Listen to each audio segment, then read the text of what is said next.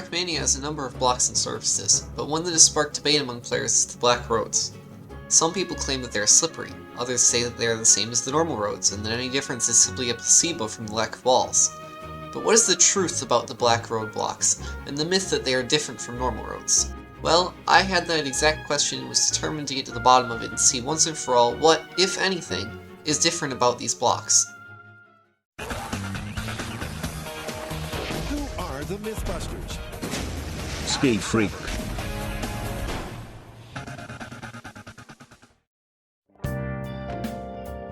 This was one of my first decent maps, and in the last drift I decided to make the turn a bit wider and easier by using the black roads instead of the normal ones, since they have no borders. However, after releasing the map I received complaints from some players that this turn caused them to slide out into the outside wall. At the time, the prevailing wisdom was that the black surface was more slippery than the normal road surface, but I wasn't yet convinced. Why would a surface that is essentially the same as road but with a different color be slightly less grippy, especially when there are so many other surfaces that share the tarmac physics with different textures? However, a few months and a number of arguments later, I began looking into what exactly was going on with my map and these blocks. The first thing I did was set up a checkpoint in the editor right in the middle of the last drift on Mythbusting and take note of where the car ends up by holding forward and left arrow keys. Next, I replaced the black block with a road one, placed the car back at the checkpoint, and held the same inputs. To my surprise, the car took a far more inside line than before. Just to double check, I swapped back to the black surface and the car went right back to sliding into the outside of the turn. Some may have stopped here, but I was sure in the past that I had built corners where the normal and black road blocks behaved the same way, so I opened the editor on a fresh map file, and created a flat, wide open area of normal platforms. I set up a checkpoint and drifted into it, went back to the editor, and placed a marker where my car ended up. After that, I did the same thing as I did on Mythbusting, and swapped the surface. But the car took the exact same line as before. To me this made absolutely no sense. If the surface was more slippery, wouldn't it be more slippery all the time? And if it was identical to normal road, then shouldn't it always behave in the same way? I shared my findings with Starfield, who was at the time building a lot of tracks using the mesh editor, a tool built into Trackmania for inspecting and editing 3D models. Together we started digging deeper. Our first clue that something is off appears when we compare the black road mesh to its normal road counterpart. The polygon configuration is already visibly different between the two blocks, but they seem to follow the same overall shape. So what could be the issue?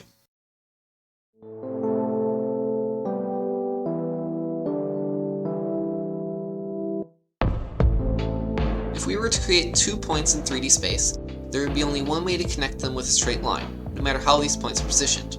Now, if we add a third point and connect it to our original 2 points, we form a triangle. Notice how, again, no matter the position of any single point, it is still a flat triangle. But now let's add a fourth point.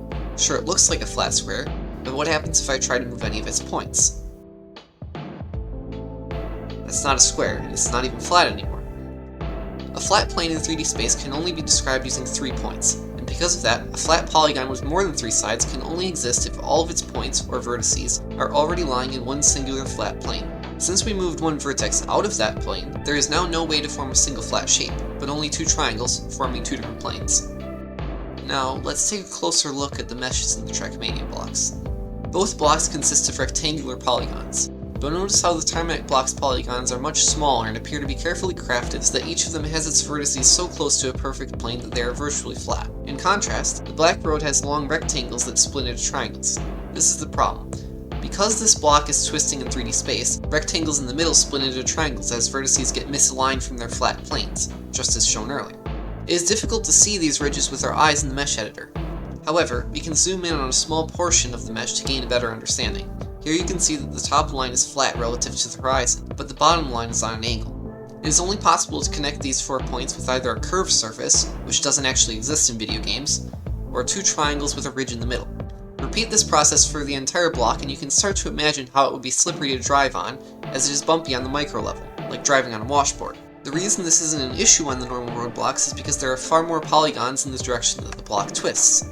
This means that the vertices on each individual square are much closer to being perfectly flat. While no curved geometry can be perfectly smooth in a digital environment, as there must be a finite number of polygons, and the more you add the worse performance gets, this is a far more efficient configuration than the black blocks have, and so in-game it behaves like a fairly smooth surface. Every time you drive in any twisting black block, your wheels lose ground contact each time they pass a ridge created by broken rectangles. This only gets worse when you pick up speed, as you are now flying over all the bumps, which can create the feeling of barely being able to turn at all. What all of this adds up to is that there is effectively less grip on some of the black blocks. However, it is not because of any special material properties, but because the geometry of the blocks are very bumpy. This can feel very inconsistent because not all of the black blocks are affected by this mesh configuration.